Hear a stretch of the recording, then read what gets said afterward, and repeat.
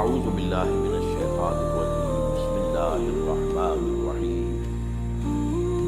وَإِذْ قَالَتْ أُمَّةٌ مِّنْهُمْ لِمَ تَعِظُونَ قَوْمًا اللَّهُ مُهْلِكُهُمْ أَوْ مُعَذِّبُهُمْ عَذَابًا شَدِيدًا قَالُوا مَعْذِرَةً إِلَىٰ رَبِّكُمْ وَلَعَلَّهُمْ يَتَّقُونَ وقال عز وجل كما ورد في آخر سورة الأنبياء وَإِنْ أَدْرِي أَقَرِيبٌ أَمْ بَعِيدٌ مَا تُوعَدُونَ إلى قوله تعالى وَإِنْ أَدْرِي لَعَلَّهُ فِتْنَةٌ لَكُمْ وَمَتَاعٌ إِلَىٰ حِينٍ صدق الله العظيم. وعن سلمان الفارسی رضی اللہ تعالی عنہ قال قال رسول الله صلی اللہ علیہ وسلم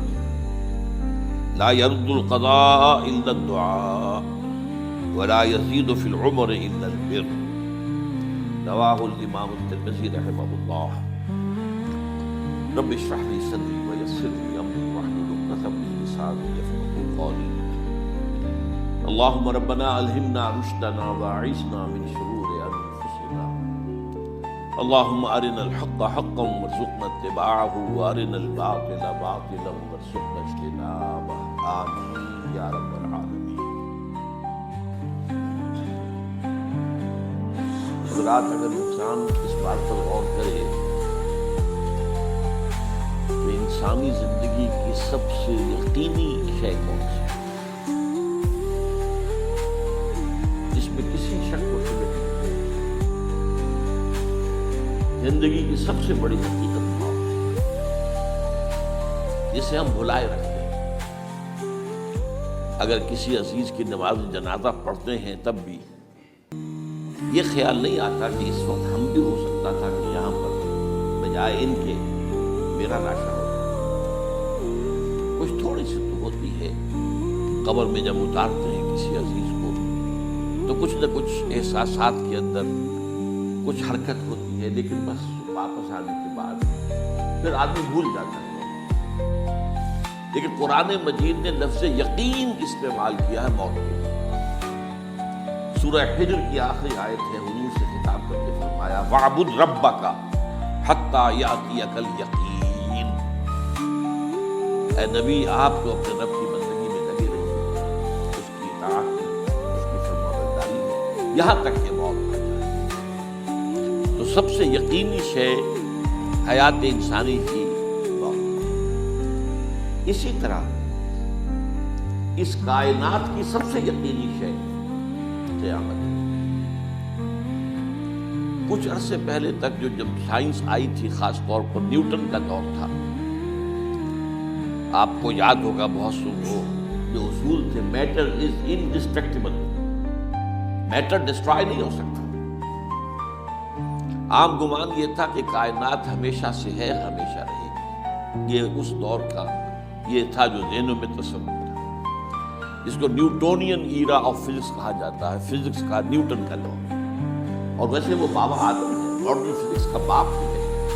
وہ اس میں کوئی شک نہیں. ڈاکٹر مائیکل ہارٹ کی کتاب کا کئی دفعہ تذکرہ میں نے کیا آپ سے. تاریخ انسانی کے 100 اشخاص چن لیے جنہوں نے تاریخ کے دھارے کو رخ موڑا، اور ان 100 میں پھر گریڈیشن قائم کی. A selection and gradation of the 100 most influential personalities of human history. Number 1 پر حضور کو لایا، نمبر 2 پر نیوٹن کو لایا. یہ ساری جو آپ دیکھ رہے ہیں سائنس کی ترقیاں اور اس کے اکتشافات، ایجادات، یہ سب جو ہے اس کا بابا نیوٹن. لیکن نیوٹونین فزکس کے اندر بہت سی خامیاں تھیں جو بعد میں واضح ہوئی ہیں، اور آج کا دور آئنسٹائن ایرا کہلاتا ہے. اس وقت یہ تھا کہ میٹر انڈسٹرکٹیبل. اب کہتے ہیں نہیں، میٹر ڈسٹرائے ہو سکتا ہے، which can change into energy at any time. اور آج تصور یہ ہے کہ اس کائنات کا آغاز بھی ایک خاص وقت پر تھا، بگ بینگ، جس کا ذکر کئی بار میں کر چکا ہوں، اور ایک وقت میں یہ کائنات پھر ختم ہو جائے گی. اور عجیب نقشہ سائنس آج وہی پیش کر رہی ہے جو قرآن مجید کی آیت میں ہے کہ اس دن ہم لپیٹ دیں گے آسمانوں کو، یوم نطوی السماء کطی السجل للکتب کما بدانا نعیدھا. یہ جس طریقے سے کہ پھل جھڑی ہوتی ہے وہ اس طریقے سے پھیلتی ہے پھل جھڑی. تو اس طریقے سے یونیورس پھیلی ہے، اس کی گیلیکسیز جو ہے پھیلی ہیں، اور پھر یہ ریورس ایکشن اسی طریقے سے ہوگا، یہ لپیٹ لیا جائے گا جیسے کہ پچھلے زمانے میں کتابوں کے تومار ہوتے تھے۔ کتابیں اس طرح کی نہیں ہوتی تھی مجلد جو آپ دیکھتے ہیں، بلکہ یہ کہ ایک کاغذ ہو گیا پورا لکھ لیا، اب یہاں پر کچھ گوند لگایا، دوسرا کاغذ لگا دیا،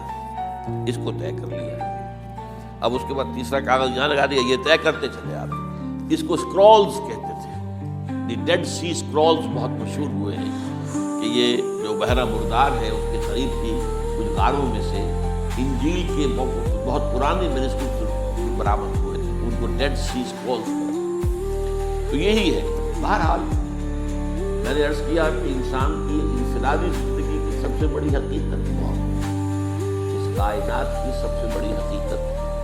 قیامت۔ قیامت سے پہلے کے بارے میں ایک حقیقت ہے جس پر کہ ہر مسلمان کو یقین کرنا چاہیے،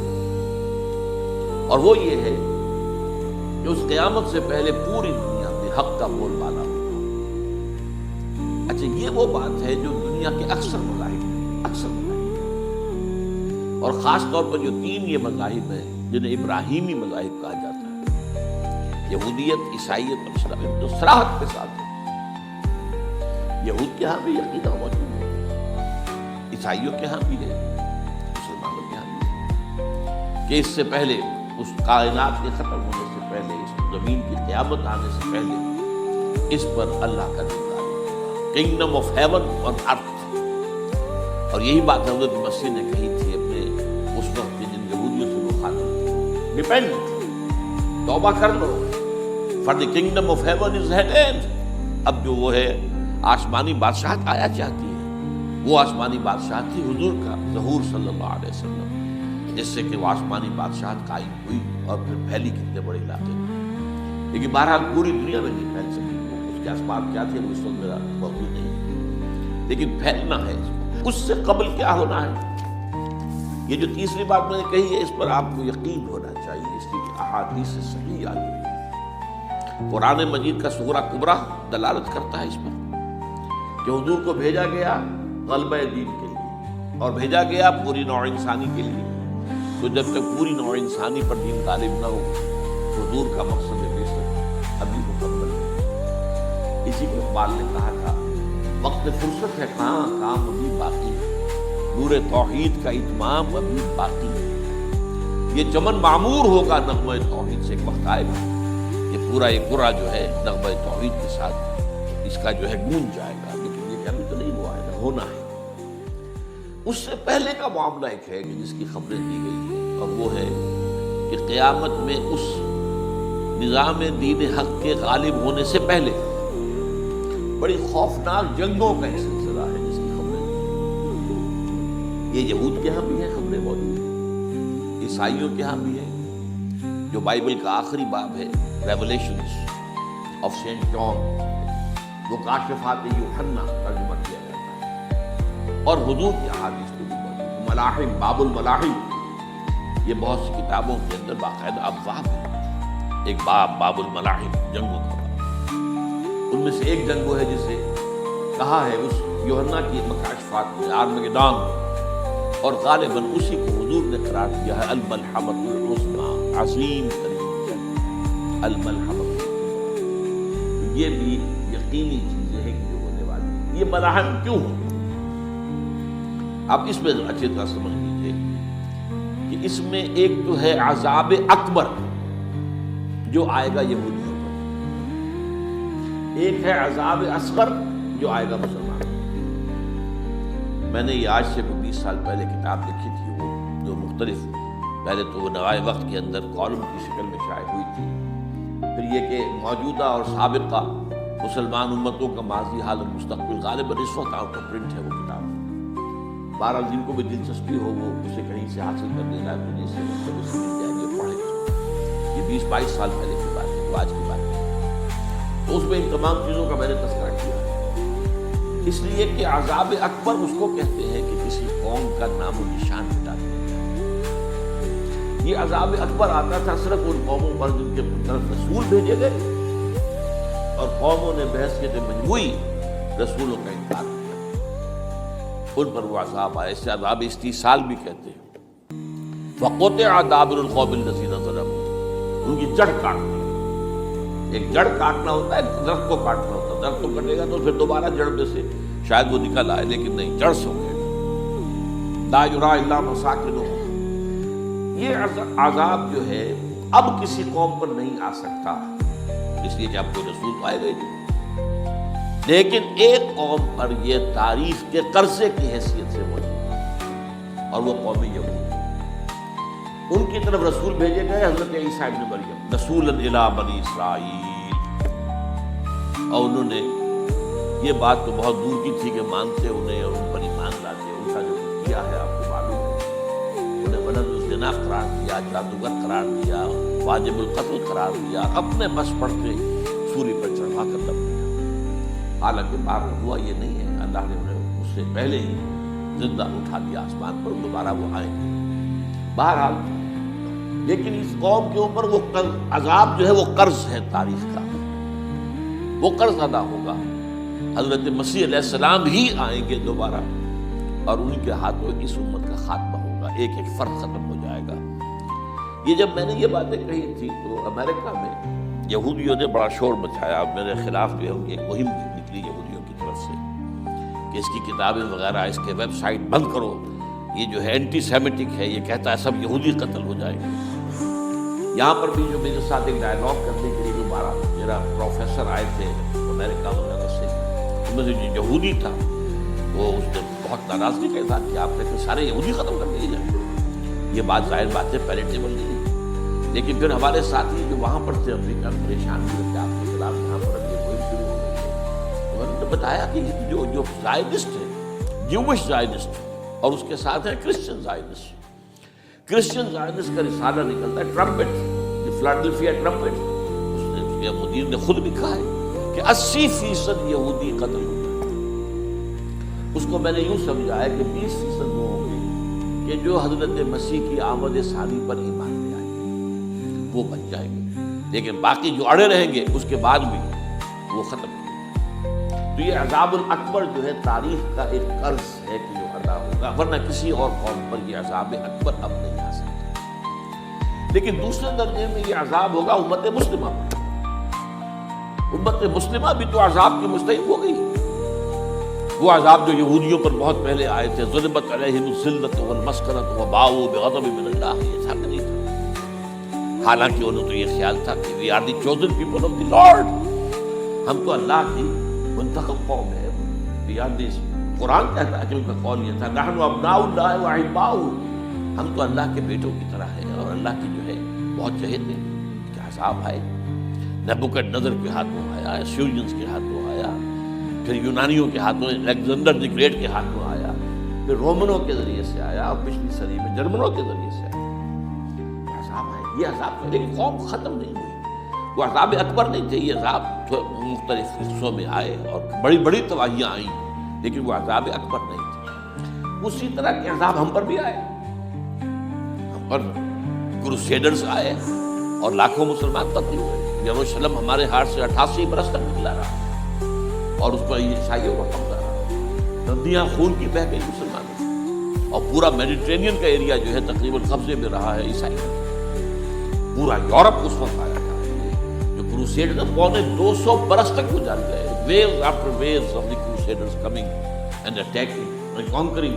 دس سٹیز، یہ جتنی بھی فلسطین وغیرہ کا علاقہ ہے اس کے اندر ان کا سارے،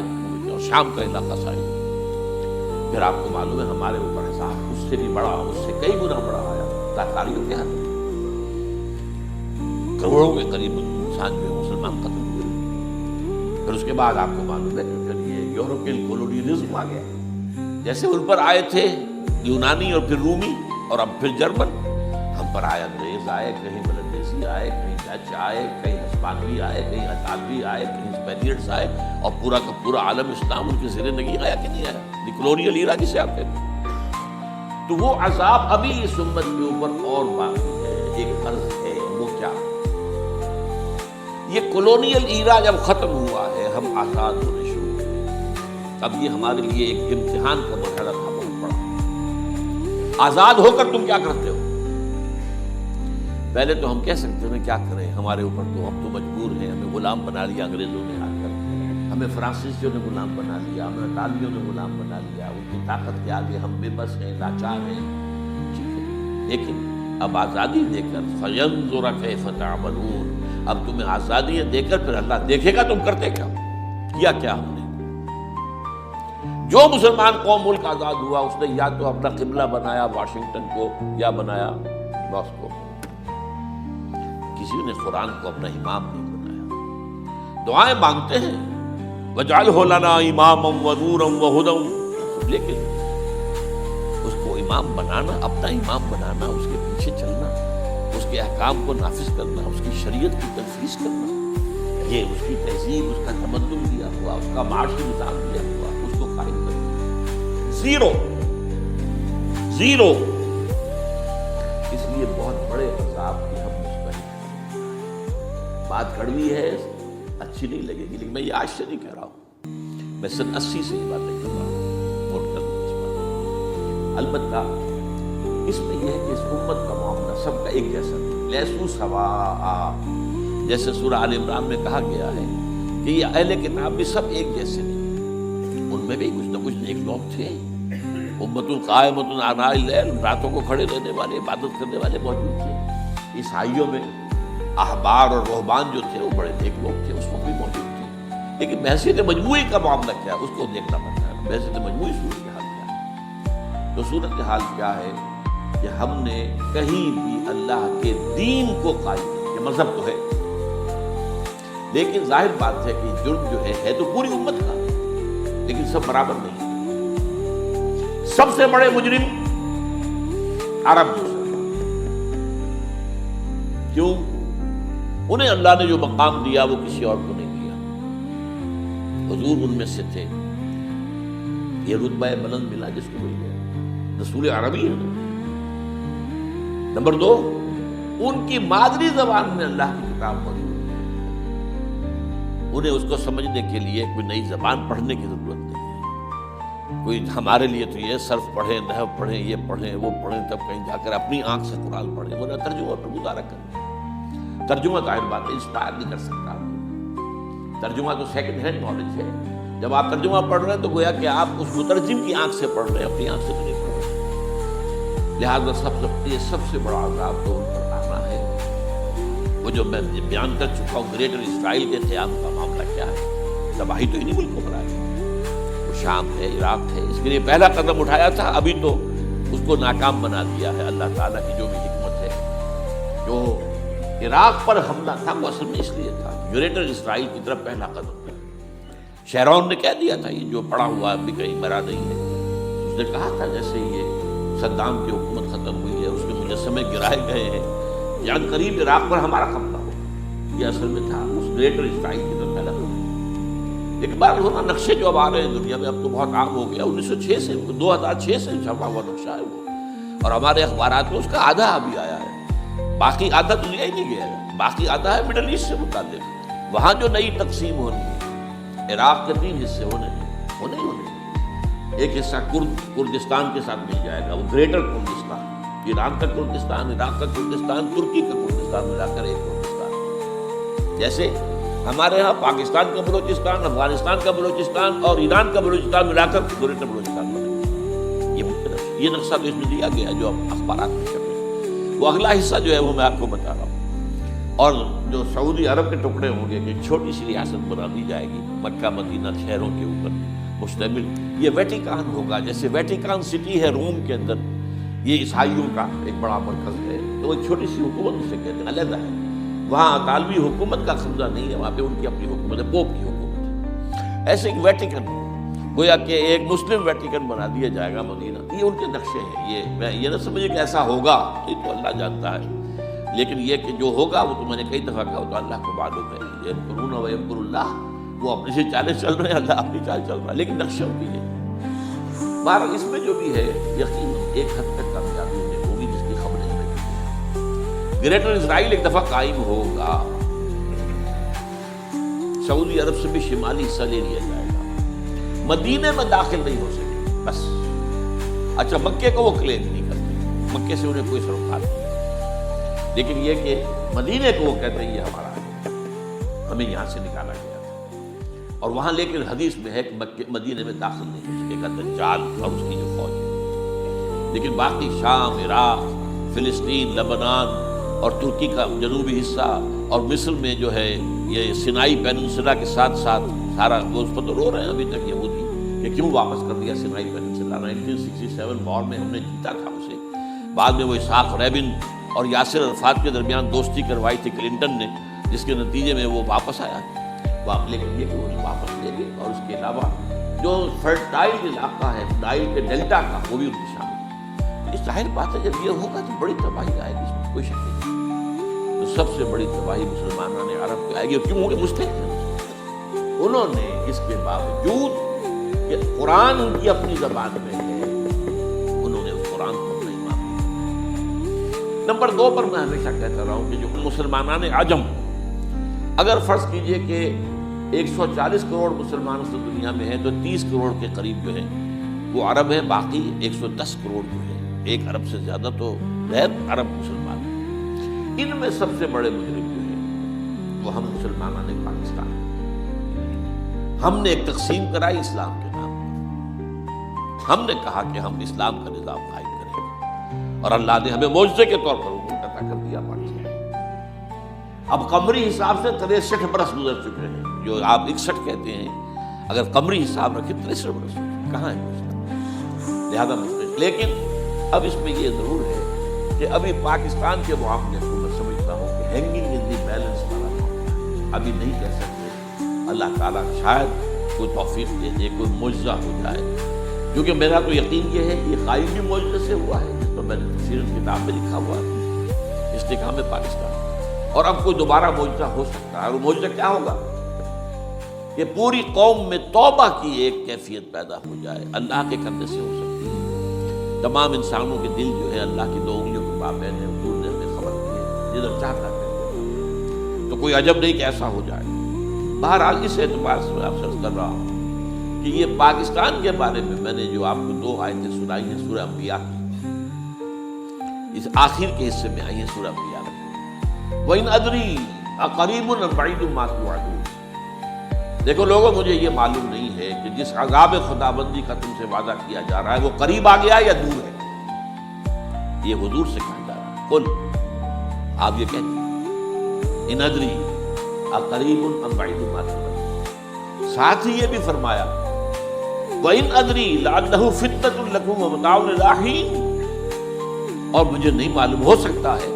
کہ یہ تمہارے لیے ایک فتنہ بن کر معاملہ آ گیا ہو اور ابھی تمہیں اور مہلت دے دی جائے۔ اس حوالے سے ہم نہیں کہہ سکتے، اب آپ کو معلوم ہے میں تفصیل سے بیان کر چکا ہوں جس طریقے سے مجموعی طور پر پاکستان پر گھیراؤ کیا گیا ہے، اور جس طریقے سے یہ جتنا نیو کونز کا اور کرسچن اور جو جیوش زائنسٹ ہیں، اور اب ان کے اندر اضافہ کیجیے ہندو زائنسٹ کا، اب یہ جس طریقے سے گھیرے کے اندر لے رہے ہیں پاکستان، جس طرح بھارت کی فوج افغانستان میں بھی آ رہی ہے، اس نے اپنے کتنے قونصل خانے کھولے ہوئے ہیں افغانستان میں، کس لیے؟ جو کچھ وہ ہو رہا ہے بلوچستان کے اندر، جو کچھ ہمارا پورا صوبہ سرحد ہے، اور اس سے آگے بڑھ کر جو کچھ کراچی میں ہو رہا ہے، یہ سارے معاملات جو ہے وہ دیکھیں تو گویا کہ باہر سے ہمارا گھیراؤ مکمل ہو چکا ہے، اور اس میں یہ ہے کہ تازہ جو بمبئی کے اندر جو ہوئے ہیں معاملات کو نوٹ کیجیے، جس طریقے سے اب اسے کہا جا رہا ہے کہ مسلمانوں نے کیا ہے، حالانکہ اس نے سب سے بڑا ثبوت یہ ہے کہ ایک ہندو ہیمنت، جس نے کہ وہاں ساری تحقیقات کی کہ سمجھوتا ایکسپریس کو جو اڑایا تھا کس نے اڑایا تھا، اس کی انہوں نے کہا جب کی ہے تحقیقات، اب یہ اس کو گیردن کریڈٹ ہندو قوم کے اندر کم سے کم یہ بھی بات موجود ہے، جہاں وہ بدماشیاں ہیں وہاں یہ بھی ہے، یہ خیر بھی ہے، جہاں برائیاں ہیں ان کے اندر وہ خوبیاں ہیں۔ ان کا ایک کمیشن ہے، اس نے صاف ایک ہندو کو، اور ہندو بھی سرونگ کرنل کہا یہ ہے ماسٹر مائنڈ، اس نے کروایا ہے، اور وہ گرفتار ہوا ہے، serving kernel of Bharat army. تو اب ظاہر بات ہے کہ اس کو مارا گیا ہے ممبئی میں، اس کو مسلمان کاہے کو مارے گئے؟ مسلمانوں کا تو وہ ہے کہ محسن تھا، وہ مسلمان کس وجہ سے اسے مارے؟ اسے مارنے والے کون ہیں؟ وہی ہندو زائنسٹ کہہ لیجیے ان کو، یا ہندو تشدد پسند کہہ لیجیے، جو پاکستان کو ختم کرنے پر تلے بیٹھے ہوئے۔ یہ ان کا در حقیقت کام ہے کہ اس شخص نے اتنی بڑی حرکت کی کہ ہمیں جو ہے ہماری سازش کو بے نقاب کر دیا۔ اصل میں دیکھ لیجیے سب کچھ جو ہو رہا ہے، وقتی طور پر تو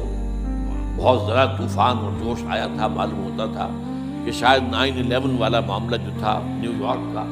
اس کے نتیجے میں جو ایک دم امریکہ جو ہے نکلا ہے غصے کے اندر، اور پوری قوم اس کی کھڑی ہو گئی اور پوری دنیا جمع ہو گئی افغانستان پر حملے کے لیے، شاید ایسا معاملہ ہو جائے، لیکن نہیں، اللہ کا شکر ہے کہ یہ معاملہ جو ہے ان ادری لعلہ فتنۃ لکم ومتاع الی حین۔ ابھی کل کی جو تازہ ترین رپورٹ ہے وہ یہ ہے کہ اوباما کو بریفنگ دی گئی ہے کہ پاکستان کے جو نیوکلیئر بامز ہیں وہ ولنریبل ہیں، اور ان کے اندر اندیشہ ہے کہ وہ جو ہے شدت پسندوں کے ہاتھ میں نہ پڑے۔ اس کو کوئی نہ کوئی بہانہ انہوں نے بنانا، یہ جو میں آپ سے عرض کر چکا ہوں، کچھ ہمارے لوگوں کو یہ امیدیں ہو گئی تھی براک اوباما کے آنے سے، یہ میں نے پھر اس کے بعد ایک مضمون میں پڑھا ہے، آپ کے لیے بھی نئی بات ہوگی، براک کا لفظ جو ہے اس میں یہ بھی اسلامی ہے، یہ برکت سے ہے، اس لیے کہ اس کا باپ جو ہے وہ سواحلی علاقے کا، سواحلی زبان جو ہے، کینیا کا ساحلی علاقہ جو ہے وہ سواحلی زبان جو ہے اس میں عربی کی بڑی آمیزش ہے، کیونکہ وہ تو بہت قریب ہے نا، عرب سے کتنا فاصلہ ہے، وہ درمیان میں وہ ریڈ سی ہے، بڑا چھوٹا سا سمندر ہے، تو سواحلی زبان میں عربی اثرات ہے، تو یہ برکت والی بات، جیسے ہم کہتے ہیں کسی کا نام برکت حسین، برکت علی، تو یہ وہ ہے براک برکت والا، براک حسین اور پھر حسین کا نظر، تو اس سے بڑی توقعات ہو گئی تھی، لیکن نظر یہ آ رہا ہے کہ جو بش کا ایجنڈا تھا، اس لیے کہ اصل میں اس کی پالیسی بنانے والے میں آپ کو بتا چکا ہوں کوئی ایک فرد نہیں ہوتا، وہ تو پورے ادارے ہیں، بڑے بڑے تھنک ٹینکس ہیں، اور یہ ثابت ہو گیا ہے کہ اس اوباما نے آتے ہی سب سے زیادہ کٹر جو زائدست تھا امریکہ کے اندر، جس کا نام ہی اسرائیل ہے، اسرائیل رحم جو ہے اسرائیل رحم ایمانویل، اس کو اپنا بنایا chief of the white house staff, اور یہ وہ شخص ہوتا ہے کہ جو گویا کہ جس کے گھیرے میں ہوتا ہے صدر امریکہ کا، صدر سے کون مل سکتا ہے یہ فیصلہ کرے گا، کون نہیں مل سکتا یہ فیصلہ کرے گا، کون سی رپورٹ صدر تک جائے گی یہ فیصلہ کرے گا، کون سی رپورٹ روک لی جائے گی یہ فیصلہ کرے گا، تو گویا کہ صدر کے کان بھی ہو، صدر کی آنکھ بھی ہو، لہذا صدر جو ہے اس کے تو اوپر اس کا گھیرا ہوتا، اور اس سے بھی آگے بڑھ کر نوٹ کیجیے، میں نے آپ کو پہلے بتایا بھی تھا، ساؤتھ ایشیا کے لیے اس نے اپنا ایڈوائزر بنایا ہے ایک ہندو کو،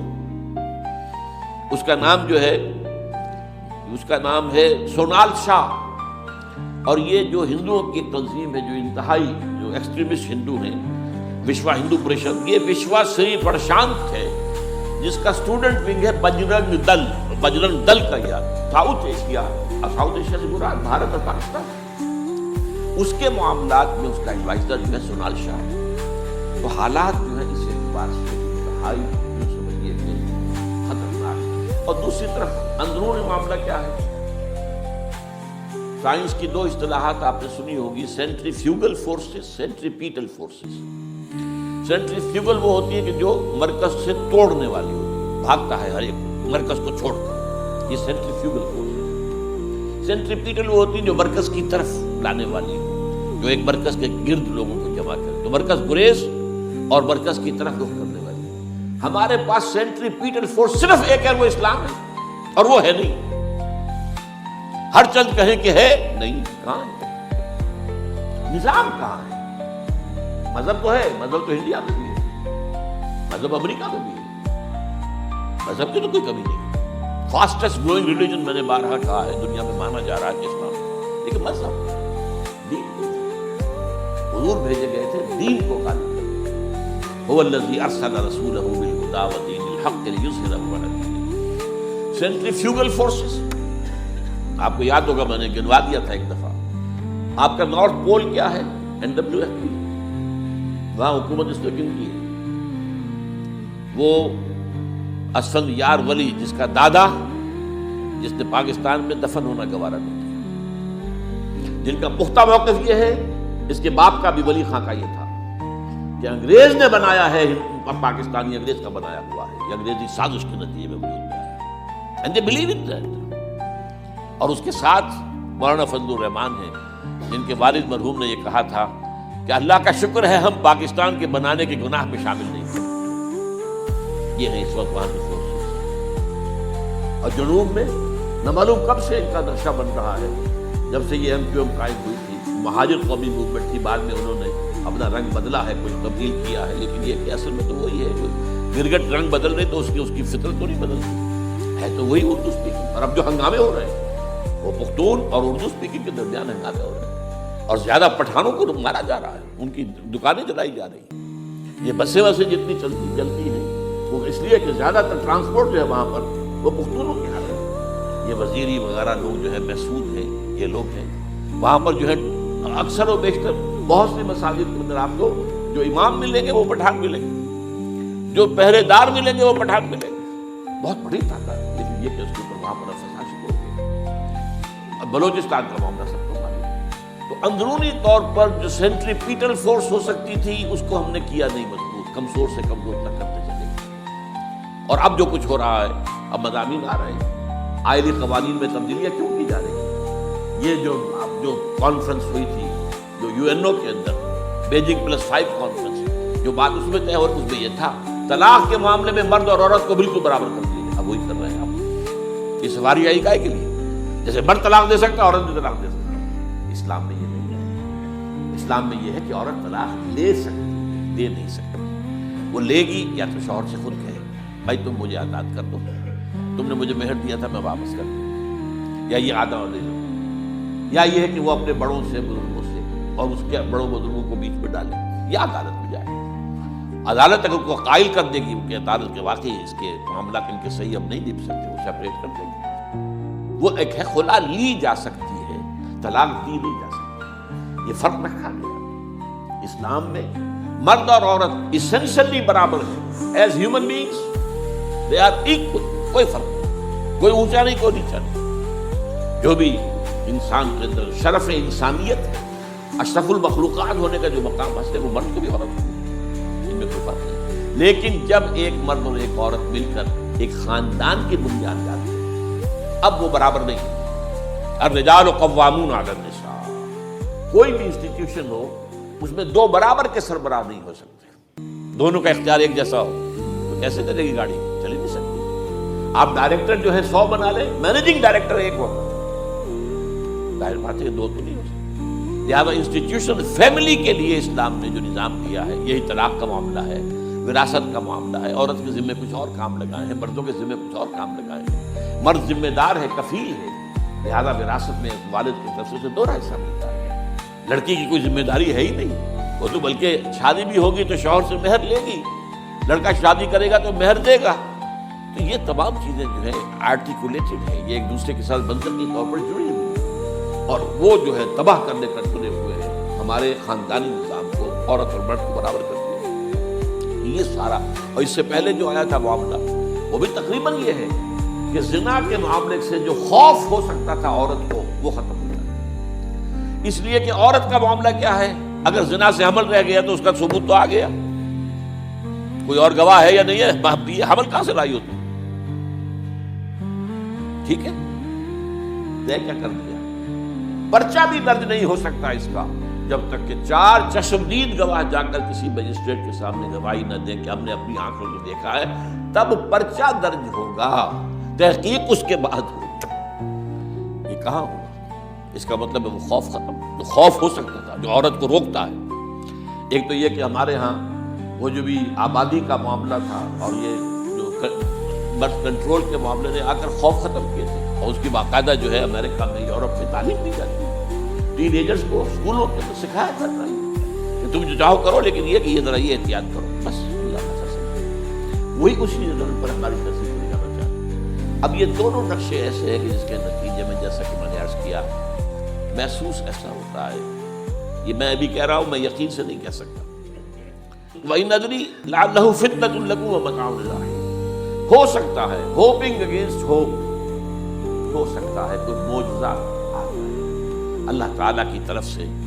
جیسے کہ پہلے معجزہ آیا تھا تو خدایا آن کرم بارے دیگر کو ہے، اللہ دوبارہ بھی معجزہ دکھا، اور ان تمام سختیوں سے، ان تمام سے ہمیں گزار کر اس کا امکان موجود ہے۔ امکان کو میں نفی نہیں کر سکتا، اس لیے کہ اللہ کی قدرت ہے، یخرج الحی من المیت، مردے سے زندہ کو برآمد کرتا ہے۔ ایک قوم مر چکی ہو، اس میں سے ایک زندہ قوم برآمد ہو جائے، جیسا کہ میں نے پچھلے سال جو تحریک چلی تھی، جو وہ میں نے کہا تھا، مجھے یہ گمان ہوا کہ میں یہ سمجھ بیٹھا تھا کہ یہ قوم بالکل مر چکی ہے، لیکن نہیں، جان ہے، یہ میں اس سے پہلے یہ جملہ کہا کرتا تھا it's no use whipping the dead horse, لیکن میں نے کہا نہیں جان اس میں کہ ہمارے ہاں کا پڑھا لکھا طبقہ، تعلیم یافتہ لوگ، انہوں نے جو سختیاں جھیلی ہیں، جو جس طریقے سے کہ مسائل برداشت کر کے انہوں نے اس تحریک کو برقرار رکھا، اب تک رکھا ہوا ہے، یہ بہت بڑا کارنامہ ہے، اور اس سے معلوم ہوتا ہے اس سے کچھ نہ کچھ امید کی کوئی کرن پھوٹتی نظر آتی ہے۔ لیکن باقی جو لوگ کہتے ہیں کہ نہیں بس یہ تو بنا ہے اللہ کے حکم سے اور قائم رہے گا، ان سے میں کہا کرتا ہوں کہ وہ اللہ کی سنت سے واقف نہیں ہے۔ اللہ کی سنت سزا کی بھی تو ہے، اللہ تعالیٰ رسی دراز کرتا ہے ایک دم کھینچ بھی لیتا ہے، یہ بھی اللہ کی سنت ہے، مہلت دیتا ہے پھر ایک دم جو ہے ایک وقت کے اوپر آ کر فیصلہ کرتا، جو عادت نہیں، ڈرتے رہنا چاہیے، کچھ پتہ نہیں۔ ما غرک بربک الکریم، یہ قرآن مجید میں یہ مضمون کئی بار آیا ہے کہ لوگوں کو بعض اوقات شیطان جو ہے یہ دھوکہ، اللہ بڑا کریم ہے، بڑا غفور ہے، بڑا رحم کرنے والا، بھائی وہ کریم ہے، غفور ہے، لیکن منتقم بھی ہے۔ انا من المجرمین منتقمون، ہم ان مجرموں سے انتقام لے کر رہیں گے، وہ تو منتقم بھی تو ہے، وہ سزا بھی تو دیتا ہے۔ اس نے جہنم جو ہے یہ کوئی ڈیکوریشن پیس کے طور پر تو نہیں بنائی ہے، کس لیے بنائی ہے؟ وہ تو ہم نے فیصلہ کیا، لَأَمْلَأَنَّ جَهَنَّمَ مِنَ الْجِنَّةِ وَالنَّاسِ أَجْمَعِينَ، یہ میں نے طے کیا ہوا۔ تو اللہ تعالیٰ جو ہے سزا بھی دیتا ہے، تو اللہ تعالیٰ ہمیں سے بچائے۔ بہرحال ہو سکتا ہے کہ اس کے بعد بھی اللہ تعالیٰ ہمیں اور مہلت دے دے، اور اس مہلت کے لیے اس کرنے کا کام کیا ہے؟ کرنے کا کام یہ ہوگا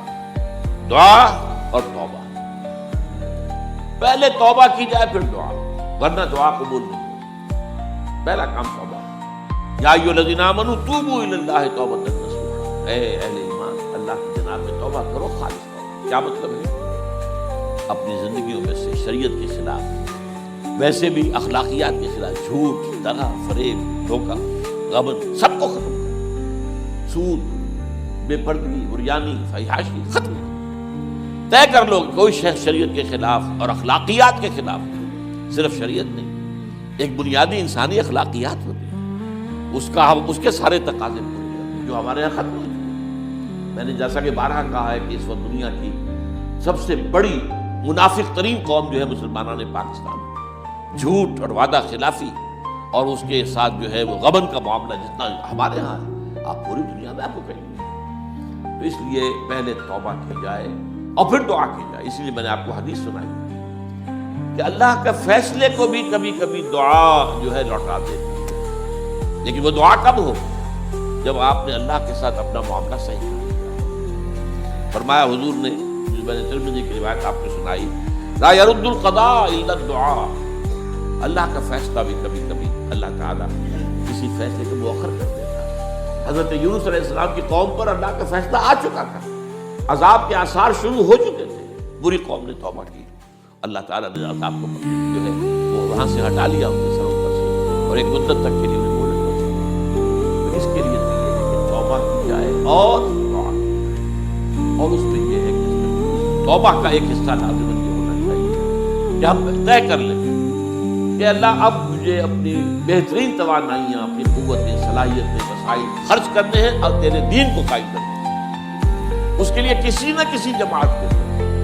جس کو بھی آدمی سمجھے کہ ہاں یہ بہترین جماعت ہے، یہ صحیح ترین جماعت ہے، یہ واقعی اسلام کو قائم کرنے کے لیے کام کر رہے ہیں، اور واقعی اس طریقے سے کر رہے ہیں جس طریقے سے وہ، اگر آپ لیکن لازم سمجھیں لا اسلام الا بالجماعت، کوئی اسلام نہیں ہے جماعت کے بغیر۔ حضرت عمر رضی اللہ تعالیٰ اور حضور کی حدیث تو میں نے بارہا آپ کو سنائی، انی آمرکم بخمس اللہ امرنی بہن بالجماعت والسمع والطاعۃ والہجرۃ والجہاد فی سبیل اللہ،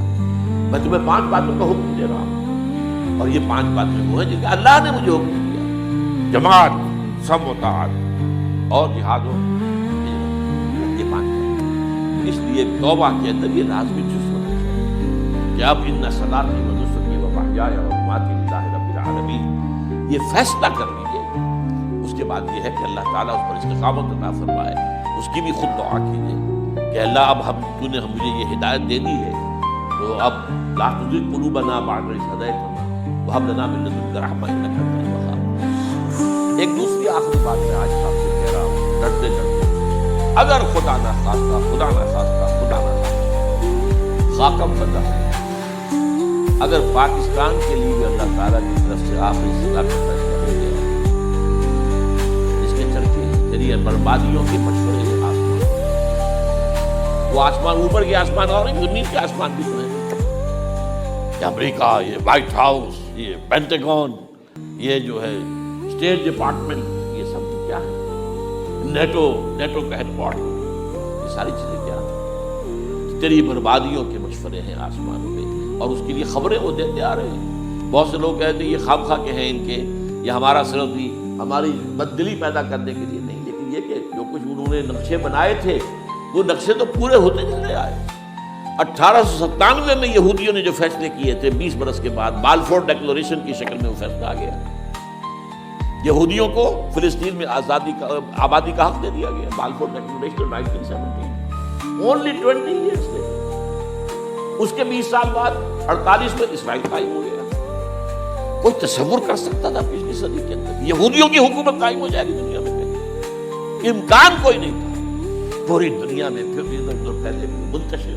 جسے وہ ڈائسپورا کہتے ہیں، اور یورپ میں تو شدید نفرت تھی ان سے، لیکن یہ کہ جس طرح انہوں نے رفتہ رفتہ وہاں پر قدم جمائے ہیں، جس طرح ان کو اپنے قابو میں لیا ہے، جس طرح ان میں مذہبی تقسیم پیدا کی ہے، کیتھولکس کی اور پروٹیسٹنٹس کو اعلی کار بنایا ہے، سیکولرزم اور اس کے بعد سود پر مبنی معیشت کا نظام وہاں نافذ کیا ہے، بینک کا نظام قائم کیا، ای بنوک، ای فکر چالاک یہودیوں کا قائم کرتا ہے یہ بینک کا نظام، اور سب سے پہلا بینک انہوں نے انگلینڈ میں قائم کیا تھا۔ تو ان کی جو باتیں ہیں وہ تو پوری ہو رہی نظر آ رہی ہیں، ان کے نقشے جو ہیں ان کے سامنے آ رہے ہیں ہمارے۔ تو اس حوالے سے ہو سکتا خاکم بدن اگر خدا نہ خواستہ یہ لکیر ختم ہو جائے، تب بھی ظاہر بات ہے زمین تو کوئی ختم نہیں ہو جائے گی، اللہ کی زمین۔ کیا پاکستان نہ بنتا تو ہمارے ذمہ نہیں تھا کہ اللہ کے دین کو دنیا میں قائم کرنے کی جدوجہد کرتے ہیں؟ وہ تو بحیثیت مسلمان ہمارا فرض ہے۔ کیا حضور اکثریت میں تھے عرب میں؟ وہ تو اقلیت میں بھی نہیں تھے، ایک آدمی تھا اللہ کا بندہ کھڑا ہوا ہے، جو جنہوں نے ایک مرتبہ حضور کی بات سنی ہے اور جا کر کہا ہے اپنی قوم، یا قومنا اجیبوا داعی اللہ، اے ہماری قوم کے لوگوں، اس اللہ کی طرف دعوت دینے والے کی پکار کو سنو، لبیک کرو۔ تو کوئی عجب نہیں، یہ جو اقبال نے الفاظ کہے ہیں، تو نہ مٹ جائے گا ایران کے مٹ جانے سے، نشے میں کو تعلق نہیں پیمانے سے، اور ہے عیاں فتنہ تاتار کے افسانے سے، پاسباں مل گئے کعبے کو صنم خانے سے۔ تاتاریوں کے ہاتھوں کروڑوں مسلمان ختم ہوئے، اور پھر وہی تاتاری مسلمان ہو گئے۔ امت مسلمہ کی قیادت ان تاتاریوں کے ہاتھ میں آ گئی، عربوں سے لے کر ان تتولوا یستبدل قوما غیرکم، جو بات سورہ محمد میں کہہ دی گئی تھی بالکل آغاز میں، اگر اے عربوں تمہیں جو مقام ہم نے دیا ہے، اپنا رسول تم